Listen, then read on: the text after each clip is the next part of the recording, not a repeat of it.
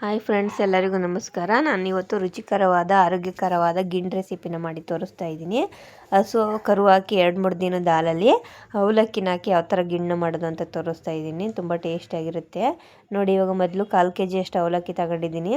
ಇದನ್ನು ಚೆನ್ನಾಗಿ 2-3 ಸಲ ವಾಶ್ ಮಾಡಿ ಎತ್ತಿಟ್ಕೊತಾ ಇದ್ದೀನಿ. ನಾನು ನೀರೇನು ಹಾಕ್ತಿಲ್ಲ, ಜಸ್ಟ್ ಕ್ಲೀನಾಗಿ ವಾಶ್ ಮಾಡಿ ಎತ್ತಿಟ್ಕೊತಾ ಇರೋದು. ನೆಕ್ಸ್ಟ್ ಒಂದು ಪಾತ್ರೆಗೆ, ದಪ್ಪ ತಳ ಇರೋ ಪಾತ್ರೆಗೆ 3/4 ಲೀಟ್ರಷ್ಟು ಗಿಣ್ಣು ಹಾಲು ಹಾಕೋತಾ ಇದ್ದೀನಿ. ಅಂದರೆ ಹಸು ಕರಿ ಹಾಕಿದ್ದು 2-3 ದಿನದ ಹಾಲಿದು 3/4 ಲೀಟ್ರ್ ಅಷ್ಟೈತೆ. ಇದನ್ನು ಇವಾಗ ಒಂದು ಪಾತ್ರೆಗೆ ಹಾಕ್ಕೊಂಡು ಇದಕ್ಕೆ ಇವಾಗ ನಾನು 2 ಕಪ್ಪಷ್ಟು ಬೆಲ್ಲನ ಹಾಕಿ ಕರ್ಗಕ್ಕೆ ಅಂತ ಎತ್ತಿಟ್ಕೊತಾ ಇದ್ದೀನಿ. ಬೆಲ್ಲ ಕರ್ಗೋ ತನಕ ನಾವು ಕಡಲೆ ಬೀಜನ ಹುರ್ಕೊಂಡು ಪೌಡ್ರ್ ಮಾಡ್ಕೊಳ್ಳೋಣ. ನಾನು ಒಂದು 1/4 ಕಪ್ಪಷ್ಟು ಕಡಲೆ ಬೀಜ ತಗೊಂಡಿದ್ದೀನಿ, ಅಂದರೆ ಒಂದು 2-3 ಟೇಬಲ್ ಸ್ಪೂನ್ ಅಷ್ಟು. ಇದನ್ನು ಚೆನ್ನಾಗಿ ಫ್ರೈ ಮಾಡ್ಕೊಂಡು ಈ ಥರ ಕಲರ್ ಚೇಂಜ್ ಆದಮೇಲೆ ಸಿಪ್ಪೆ ಎಲ್ಲ ತೆಗೆದು ಮಿಕ್ಸಿ ಜಾರ್ಗೆ ಹಾಕಿ ಪೌಡ್ರ್ ಮಾಡ್ಕೋಬೇಕು. ಇದ್ರ ಜೊತೆಗೆ ನಾನು ಅದೇ ಕಪ್ಪಲ್ಲಿ ಹುರ್ಗಡ್ಲೆನ ತಗೊಂಡು ಎರಡನ್ನೂ ಮಿಕ್ಸ್ ಮಾಡಿ ಈ ಥರ ತರ್ತರಿಯಾಗಿ ಪೌಡ್ರ್ ಮಾಡಿ ಎತ್ತಿಟ್ಕೊತಾ ಇದ್ದೀನಿ. ನುಣ್ಣಗೆ ಪೌಡ್ರ್ ಮಾಡ್ಕೊಬೇಡಿ, ತರ್ತರಿಯಾಗಿ ಪೌಡ್ರ್ ಮಾಡಿ ಎತ್ತಿಟ್ಕೊಳ್ಳಿ. ನೆಕ್ಸ್ಟು ಒಂದು ಪ್ಯಾನ್ಗೆ ಸ್ವಲ್ಪ ತುಪ್ಪ ಹಾಕಿ, ತುಪ್ಪ ಬಿಸಿ ಆದಮೇಲೆ 1 ಹಿಡಿಯಷ್ಟು ಗೋಡಂಬಿನ ಹಾಕಿ, ನೀವು ಗೋಡಂಬಿ ಜೊತೆ ಬಾದಾಮಿ ಮತ್ತು ಒಣ ದ್ರಾಕ್ಷಿನೂ ಹಾಕ್ಕೋಬೋದು.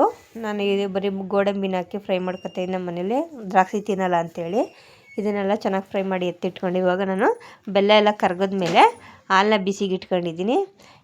ಫಸ್ಟೇ ಬೆಲ್ಲ ಕರ್ಗೋಕ್ಕೆ ಮುಂಚೆನೇ ಹಾಲನ್ನ ಬಿಸಿಗೆ ಇಟ್ಕೊಬಾರ್ದು. ಬೆಲ್ಲ ಎಲ್ಲ ಕರ್ಗದ್ಮೇಲೆ ಹಾಲನ್ನ ಬಿಸಿಗೆ ಇಟ್ಕೊಂಡಿದ್ದೀನಿ.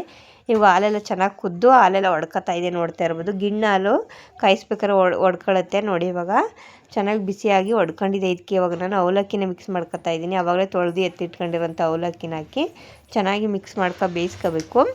ಮೀಡಿಯಮ್ ಫ್ಲೇಮಲ್ಲಿ ಇಟ್ಟು ಬೇಯಿಸ್ಕೊಳ್ಳಿ, ಹೈ ಫ್ಲೇಮಲ್ಲಿ ಇಟ್ಟು ಬೇಯಿಸ್ಕೊಬೇಡಿ, ಲೋ ಫ್ಲೇಮಲ್ಲಿ ಇಟ್ಟು ಬೇಯಿಸ್ಕೊಬೇಡಿ, ಮೀಡಿಯಮಲ್ಲಿ ಇರಲಿ.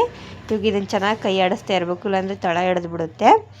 ಚೆನ್ನಾಗಿ ಇದೇ ಥರ ಮಿಕ್ಸ್ ಮಾಡಿ ನಾವು ಬೇಯಿಸ್ಕೊತಾ ಇರಬೇಕು. ಆಲ್ಮೋಸ್ಟ್ ಇವಾಗ ಅವಲಕ್ಕಿ 3/4 ಭಾಗ ಬೆಂದಿದೆ, ನೀವು ನೋಡ್ತಾ ಇರ್ಬೋದು. ಸ್ವಲ್ಪ ಗಟ್ಟಿಯಾಗಿದೆ, ಇದೇ ಹದದಲ್ಲಿರಬೇಕು. ನೀರಂಗಿದ್ರೆ ಅದು ಫುಲ್ ತಣ್ಣಗಾದ್ಮೇಲೆ ಗಟ್ಟಿ ಆಗುತ್ತೆ. ಇವಾಗ ಅವಲಕ್ಕಿ ಎಲ್ಲ 3/4 ಭಾಗ ಬೆಂದಮೇಲೆ ಇದಕ್ಕೆ ಇವಾಗ ನಾನು ಕಡಲೆ ಪೌಡ್ರ್ ಹಾಕೋತಿದ್ದೀನಿ. ಕಡಲೆ ಮತ್ತು ಕಡಲೆ ಬೀಜ ಪೌಡ್ರ್ ಮಾಡಿದ್ದೆವಲ್ಲ ಅದನ್ನು ಹಾಕಿ ಚೆನ್ನಾಗಿ ಮಿಕ್ಸ್ ಮಾಡ್ಕೋಬೇಕು, ಇಲ್ಲಾಂದ್ರೆ ಗಂಟಾಗ್ಬಿಡುತ್ತೆ. ಈ ಥರ ಚೆನ್ನಾಗಿ ಮಿಕ್ಸ್ ಮಾಡ್ಕೊಂಡು ಇದಕ್ಕೆ ಇವಾಗ ಒಣ ಕೊಬ್ಬರಿ ತುರಿ ಹಾಕೋತಾ ಇದ್ದೀನಿ, ಒಂದು 1/4 ಕಪ್ಪಷ್ಟು. ನಾನು ಯಾವ ಕಪ್ಪಲ್ಲಿ ಕಡಲೆ ಬೀಜ ತಗೊಂಡೆ ಅದೇ ಕಪ್ಪಲ್ಲಿ ಒಣ ಕೊಬ್ಬರಿನ ಹಾಕೋತಾ ಇದ್ದೀನಿ.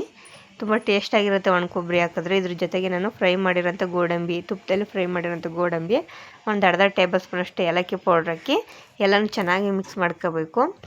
ಮಿಕ್ಸ್ ಮಾಡ್ಕೊತಾ ಇದ್ದರೆ ಆವಾಗ ನಾವು ಕಡಲೆ ಬೀಜ ಮತ್ತು ಕಡಲೆ ಹಾಕಿದ್ದೀವಲ್ಲ ಗಟ್ಟಿ ಆಗುತ್ತೆ. ಅದಕ್ಕಿದ್ರೆ ಸಾಕು, ಯಾಕಂದರೆ ಕಂಪ್ಲೀಟಾಗಿ ತಣ್ಣಗಾದ್ಮೇಲೆ ಇದು ಫುಲ್ ಗಟ್ಟಿ ಆಗುತ್ತೆ.